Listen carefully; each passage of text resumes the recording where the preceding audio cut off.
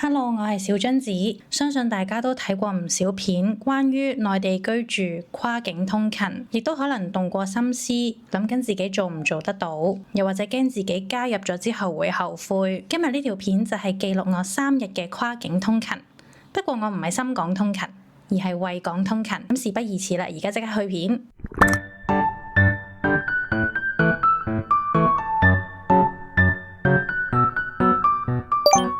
而家嘅時間係朝頭早嘅4點45分，而家要起身啦。而家嘅氣溫係16度。而家嘅天氣溫度係16度，體感溫度係12度。我哋睇下香港先，香港係17度，體感溫度係12度。點解一樣嘅體感溫度？我而家係5點05分啊！兩個小豬都未願意起身啊！點解你今日咁早嘅？係咪啊？點解今日咁早起身嘅？係咪啊？出去繼續瞓啊，好唔好啊？未？你呢？出去繼續瞓啦，好唔好？弟弟、妹妹、妹妹、妹妹，你呢？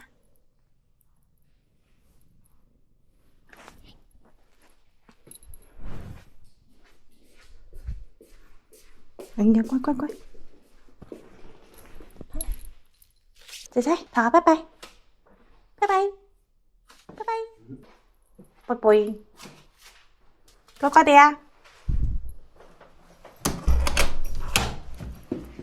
落到車庫啦，而家上車先。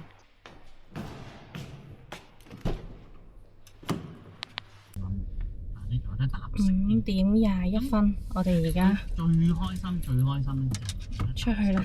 原本我係諗住喺呢一程車上面化妝嘅，但係真係天實在太黑啦，完全睇唔到，化唔到啊。咁就唯有去到香港嗰邊嗰程車先化啦。俾大家睇下，真係好黑噶，少少天光跡象都未有。真係冇嚇你哋，黑蚊蚊嘅而家。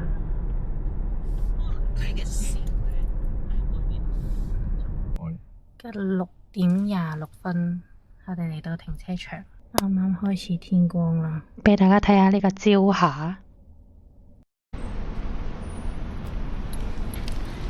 嚟到皇崗口岸，係52分。我哋而家要去搭7點嗰部車，所以費事要等咁耐咧。頭先就喺車度唞咗大概15分鐘到。我而家去過關啊！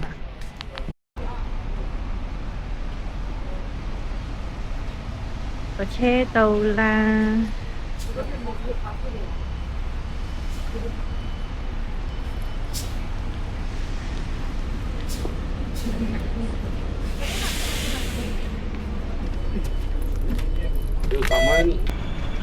啱啱過埋香港關，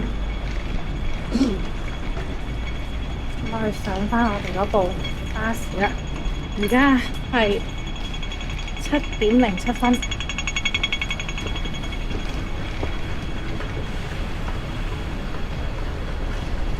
朝頭早，其實各個口岸都咁多人。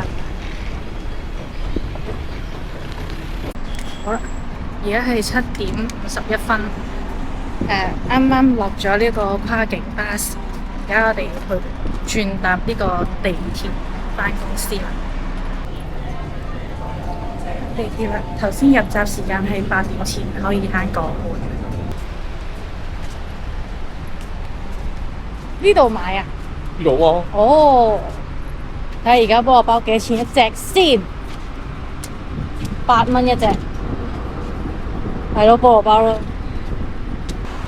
買早餐嘅時間8點15分，到公司樓下啦。睇下而家幾多點先？8點17分。我哋而家搭 lift 上去，係要返幾點啊？8點半啊？8點3。而家係8點29分，啱啱安置好我嘅位置啦。好，咁啊，而家食頭先買嘅嗰個包做早餐，然後我就預備開工啦。大家有冇覺得好奇怪？點解我無啦啦要返工呢？其實就係因為隊友咧轉咗新工，咁呢間公司咧就爭一個文職喎，咁所以咧我暫時咧就嚟頂替呢一個文職嘅工作，咁每個星期咧我都係返一日嘅啫。2:36，我而家食飯。呢個飯咧係屋企嘅保姆姨姨琴日整嘅，又變返以前返工嗰個樣子。2點幾先食飯？而家係5:34，今日早啲走，因為有一個地方要去，然後咧去完呢個地方之後咧，你就可以返屋企。但係而家去搭地鐵先。而家時間嚟到9:42，我哋喺荃灣食完飯。而家去揾呢個去皇崗嘅巴士返屋企啦。咁啊，純粹係今日比較特殊啲，要有一個特別嘅項目要去做。如果唔係嘅話咧，一般嚟講，阿隊友係應該8:15左右，佢就會返到屋企㗎啦。呢個係平時嘅通勤時間，今日係特殊嘅。咁然後聽日我哋預備又要好似今日咁樣5點半左右咯，5點半左右出門口。今日係早咗嘅，所以喺個車度都唞咗半個鐘頭。咁我哋而家就去揾巴士返皇崗口岸啦。我想飲檸檬茶，但係冇。而家嚟到10:40，我哋喺皇崗口岸過關啦。而家要去上返自己部車就返屋企啦。大概開車之後1個鐘頭度啦，就會返到屋企啦。睇下皇崗而家嘅情況，時間尚早，所以好少人。每一晚皇崗只要過咗11:30左右，然後就會超多人。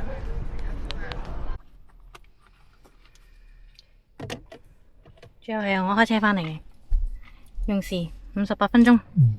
耶！哇！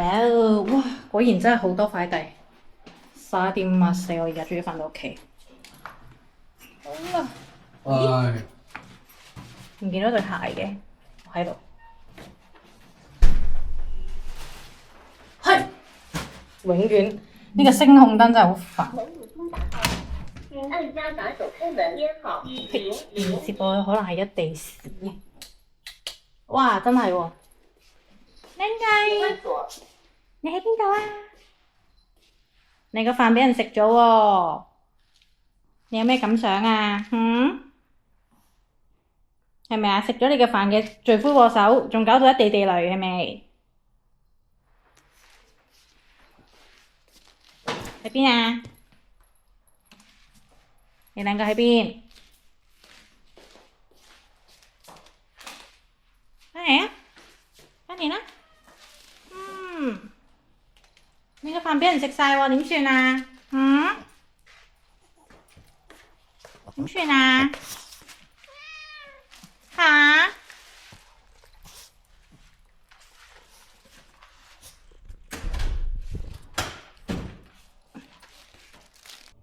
嚟到第2日啦，而家係5:41，跟住我哋而家出停車場。比起琴日呢遲少少，不過唔緊要，因為今日冇諗住搭嗰個大巴，所以晏少少出都 OK 嘅。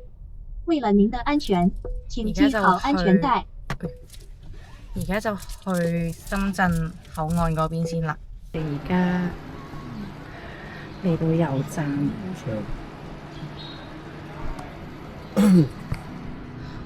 我琴晚揸返嚟嘅時候呢，臨時見到得返300幾公里，所以而家嚟入咗油先。其實出到去深圳都有得入嘅，不過驚自己唔記得咗，同埋今晚返嚟嘅時候可能又唔係咁順路，所以就而家入咗先啦。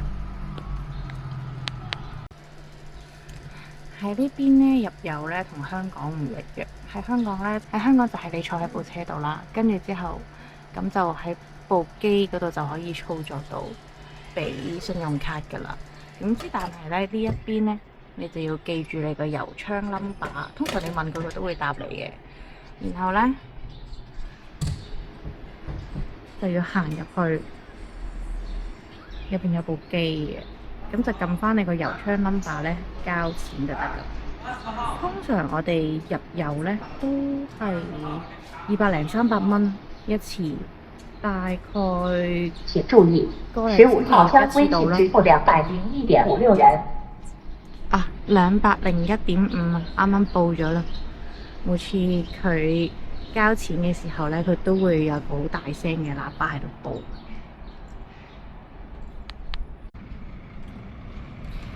天光啦，睇下先。而家係6:50，我哋而家行緊去口岸啦，已經泊好部車啦。所以你哋對呢個跨境通勤仲有冇期待感？有啲人成日都覺得咧，跨境通勤咧，咩香港揾錢，大陸使好好。咁你睇下，如果你哋要跨境通勤嘅話，即係唔需要好似我哋咁樣樣，因為我哋住得遠。如果你哋住深圳嘅話咧，睇你住邊度啦。如果你哋係一定要跨境通勤嘅，我真係覺得係要住近口岸位置。但係近口岸位置咧就係好貴咯。咁呢個就係取捨啦。我哋就願意用時間嚟換取金錢，係啦。我哋用時間嘅空間換取金錢嘅空間。7:14，我哋今日係搭黃巴士嘅，而家離開黃巴站啦。跟住而家係要去停車場度攞翻我哋香港嗰部車先。點解今日會揀揸車呢？係因為今日有2個人落嚟啦。跟住我哋今晚走嘅時候呢，就同埋2個屋企人上去，咁一共4個人。如果我哋走去搭嗰啲跨境嘅巴士呢，就唔抵嘅。咁所以呢，今日就揀揸車。而家7:20，我哋開車啦。即係我哋用咗5分鐘到，係由呢個黃巴站行過嚟。咁啊，過到嚟呢邊之後呢，而家出咗太陽，即將轉咗。哎呀，係時候要化妝啦。轉咗。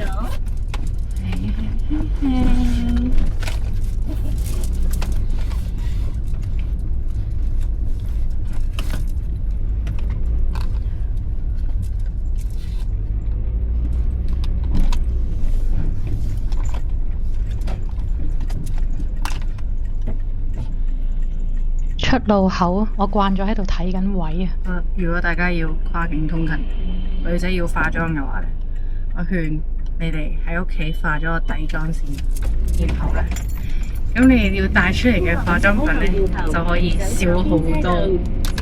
我琴日就係帶咗好多，然後我覺得好重。跟住我今日化咗個底妝，而家就係爭眼妝。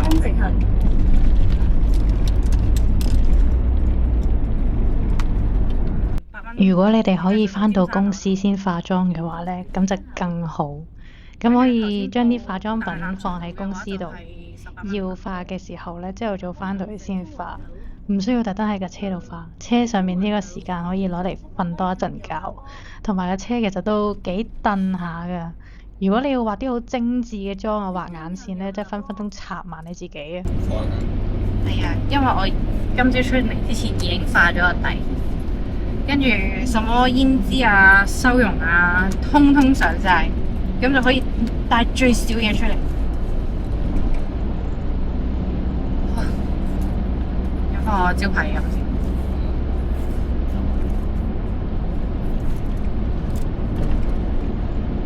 導航話我哋仲有33分鐘到。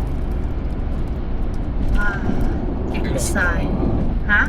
佢話幾耐到？佢話33分鐘。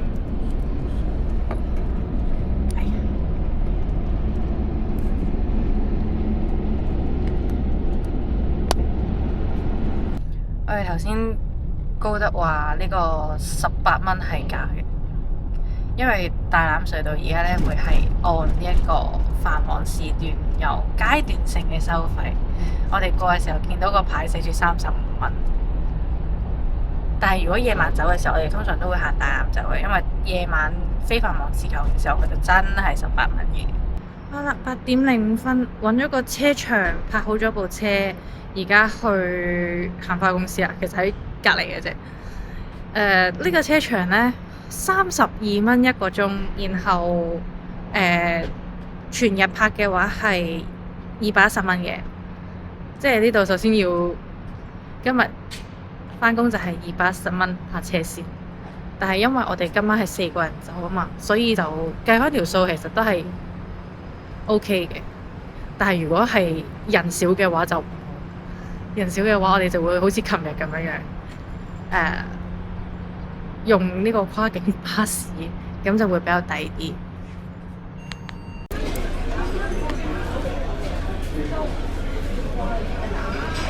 2點鐘食晏就瞓。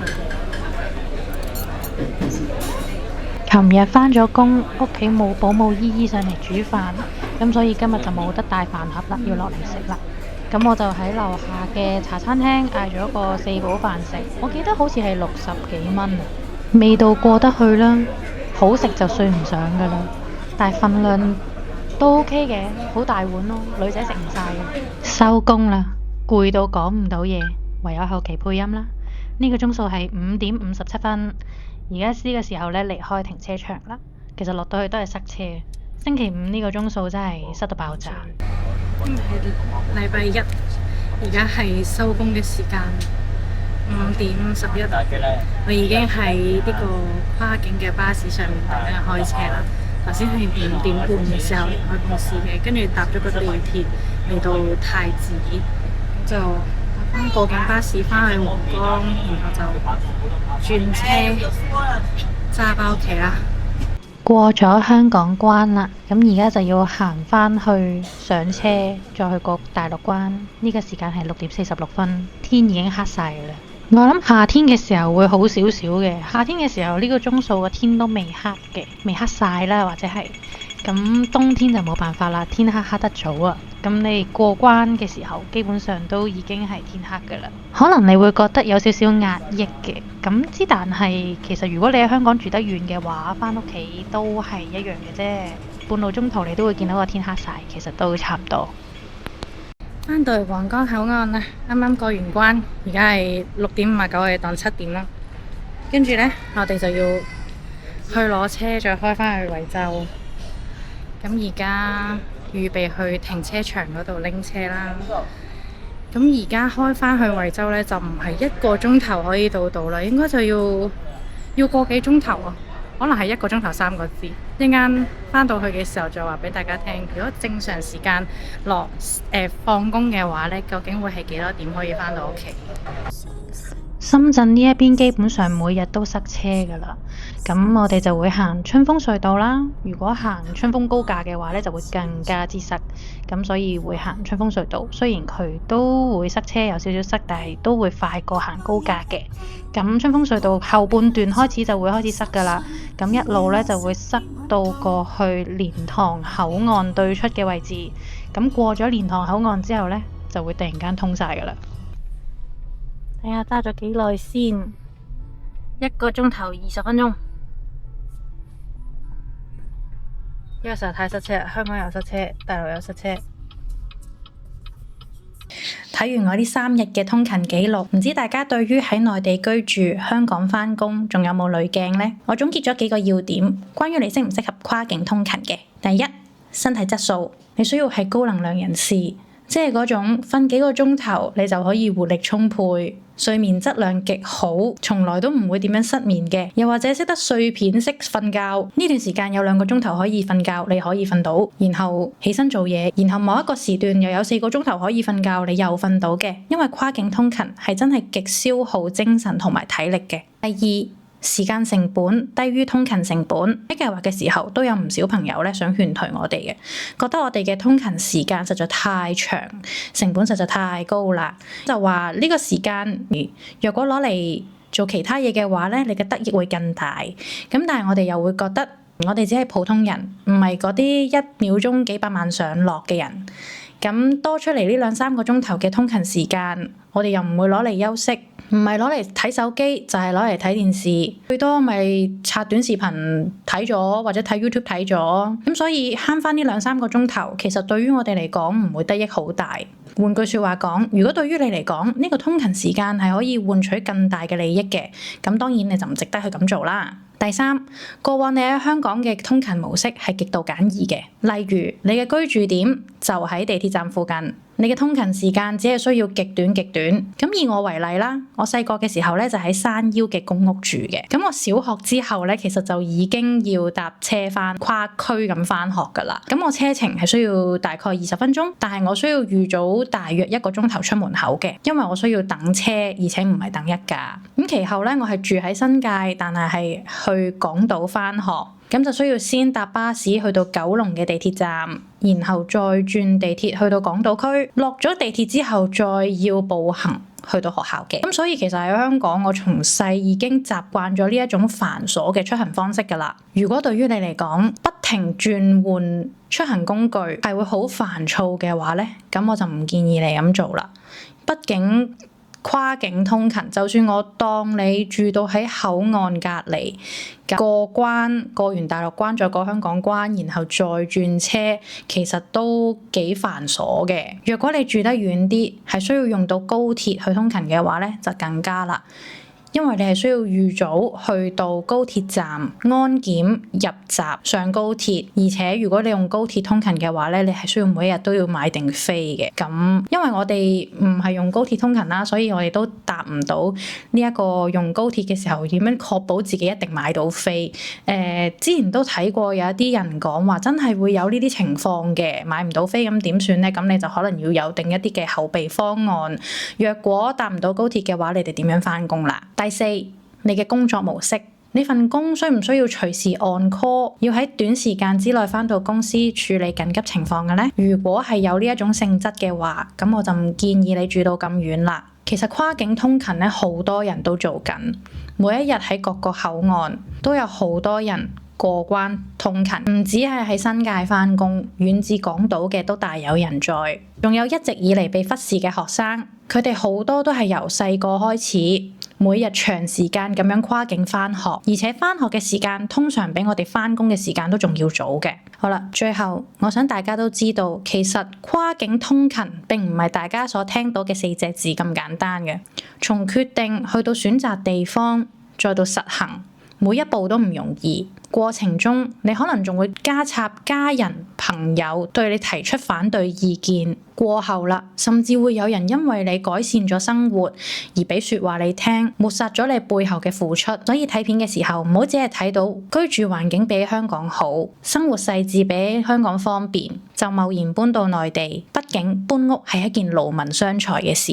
咁今日我哋講到呢一度啦，如果大家對於跨境通勤啊或者喺內地居住有咩睇法嘅話咧，歡迎喺下低嘅留言區度留言。咁中意我呢條片嘅，麻煩俾個 like 我同埋 share 出去啦。未訂閱我頻道嘅觀眾請 subscribe 我嘅頻道。我哋下一次再見，拜拜。